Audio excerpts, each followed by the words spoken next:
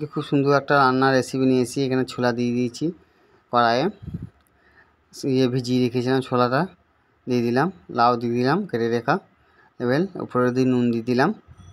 এই দেখো একটু চালিয়ে নিলাম, ছোলা লাউ নুন দিয়ে ঢাকা দিয়ে এবার সেদ্ধ করতে হবে।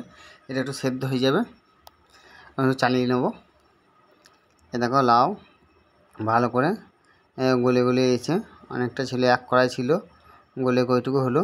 এটা আমার সেদ্ধ হয়ে গেছে, এটা নামিয়ে নেবো। মশলাটা বেটে নেবো। এবার এখানে জিরে গোলমরিচ অল্প আদা রসুন কাঁচা লঙ্কা নিয়েছি, এই মশলাটা বেটে নেবো।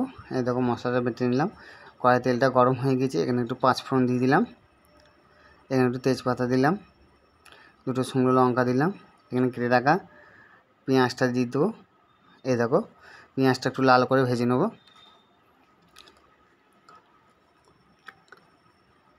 ঢাকা দিয়ে একটু পেঁয়াজটা লাল করে ঢাকাটা খুলে ভেজে নিতে। এখানে পরিমাণ মতন হলুদ দিয়ে দেবো, অল্প পরিমাণে হলুদ দিলাম। আর এখানে বেটে রাখা মশলাটা দিয়ে দেবো, একটু জল দিয়ে দিলাম। মশলাটা দিয়ে ভালো করে একটু কষিয়ে নিতে হবে মশলাটা। এখানে আর একটু নুন দিলাম অল্প পরিমাণে,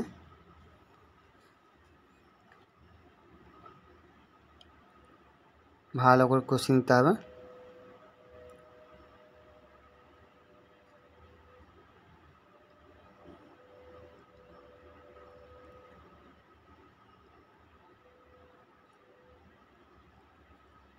দেখো ভালো করে কষিয়ে নিয়ে ভালো করে চালিয়ে কষিয়ে নিতে হবে লাল করে।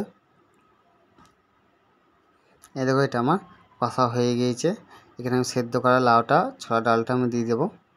দেখো এর মধ্যে দিয়ে দিলাম, ভালো করে একটুখানি চালিয়ে দেবো। চালিয়ে নিয়ে এটা ঢাকা দিয়ে দেবো। এ দেখো এই ঢাকা দিয়ে ফুটছে, আর একটু জলটা মরবে, তার জন্য ঢাকা দিয়ে দিয়ে এটাকে আমি একটুখানি কষে নিতে হবে ভালো করে। জলটাও মরে যাবে, আবার তরকারিটাও আঠা আঠা হয়ে যাবে। দেখো একটু ভালো করে করে খুন্তি করে খিচিয়ে দিতে হচ্ছে। একটুখানি ভালো করে খুন্তি করে একটু খিচিয়ে দিলে তাহলে তরকারিটা একটু মিহিন হবে, আর তরকারিটা খেতে ভালো লাগবে, গলিয়ে যাবে লাউগুলা। এ দেখো অনবরত চালাইতে হচ্ছে।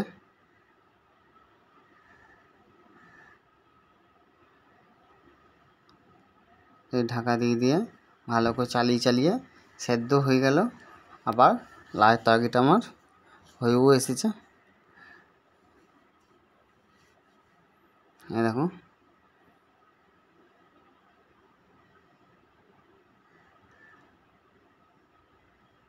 এখানে আমার লাউয়ের তরকারিটা হয়ে এসেছে। বন্ধুরা দেখো এরকম করে লাউয়ের তরকারি করলে পরে তোমরা বাড়িতে রুটি লুচি মুড়ি দিয়ে খেতে পারবা, খেতে খুব সুন্দর লাগে। আর ভাতের সঙ্গেও খাওয়া হবে, নিরামিষ খুব সুন্দর রান্না। এই দেখো জল একেবারেই শুকিয়ে গিয়েছে। এই দেখো এটা হলো লাউ দিয়ে ছোলা দিয়ে তরকারি, খুব সুন্দর হয়েছে তরকারিটা, খেতে ভালো হয়েছিল।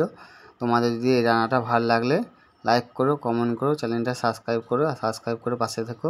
তোমরা বাড়িতে এরকম করে বানিও, এরকম মাখা মাখা লাউ দিয়ে ছোলার ডাল দিয়ে তরকারি। এটা রুটি লুচি মুড়ি দিয়ে খেতে খুব ভালো লাগবে। তোমরা বানিয়ে খেও, খুব সুন্দর। আর সাবস্ক্রাইব করে পাশে থেকো বন্ধুরা। আবার নতুন ভিডিও নিয়ে দেখা হবে।